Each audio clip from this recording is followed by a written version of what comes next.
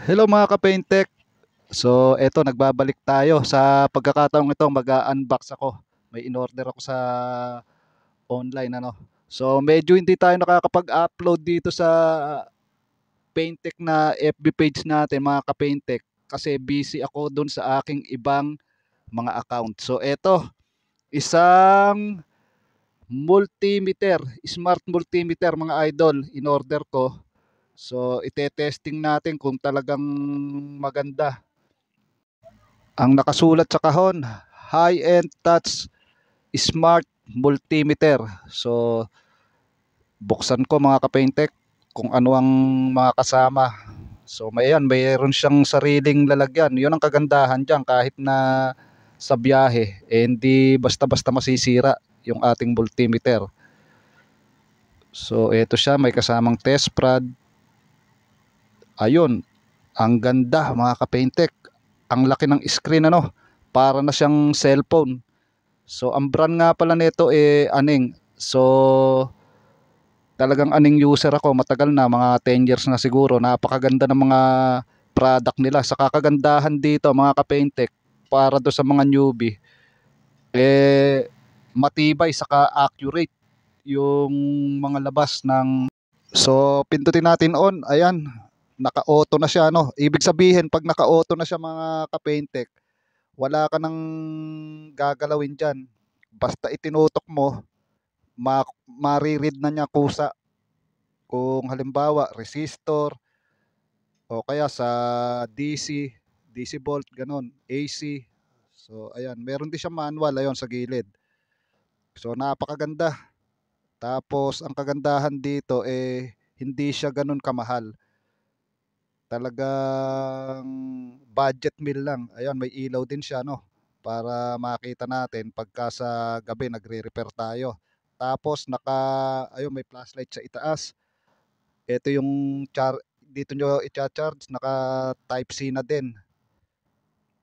Napakaganda talaga. Talagang napawaw ako dito mga ka-Paintech. Mapapalaban na naman sa pagre-repair.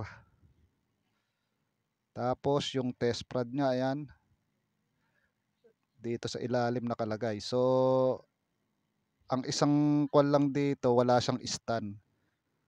Tapos nakalagay pa sa ilalim yung pinaka test prod niya ano.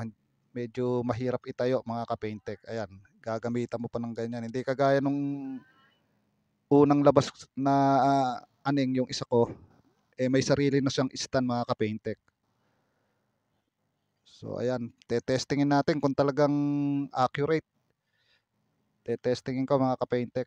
Meron akong battery dito mga ka-Paintech, testingin natin. So ayan, naka-auto na siya no. 'Yun ang kagandahan pagka naka-auto na siya. Itututok na lang natin dun sa ating re-reference. So ayan, yung negative ilagay natin. Tapos yung positive, ayun. So tignan natin. Medyo hindi ko maitapat eh. Ayun, 3.8. So tama lang. So accurate talaga. Tapos ito sa resistor, testingin natin para makita nyo din. Ayan, 10 ohms resistor mga ka-Paintech. Tignan natin kung talagang accurate yung basa niya no. Meron kasing mga digital hindi accurate yung basa. So madami kung naging ganong tester mga ka-Paintech. Tignan natin.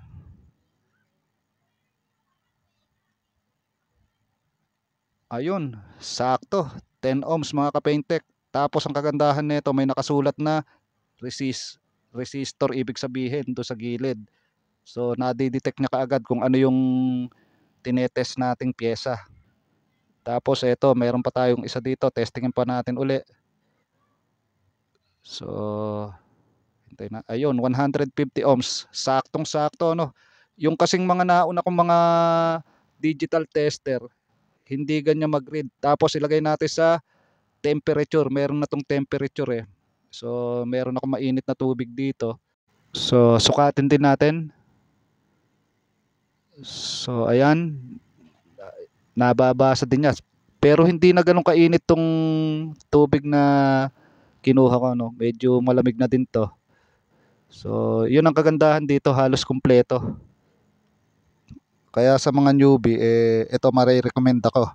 Pagkatapos ito naman yung una kong aning na digital multimeter, maganda rin 'to, mga 10 years na siguro.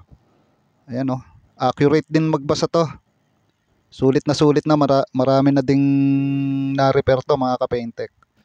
So ayan siya, hanggang ngayon buo pa, napakatibay. Ilang beses na ding nabagsak 'to.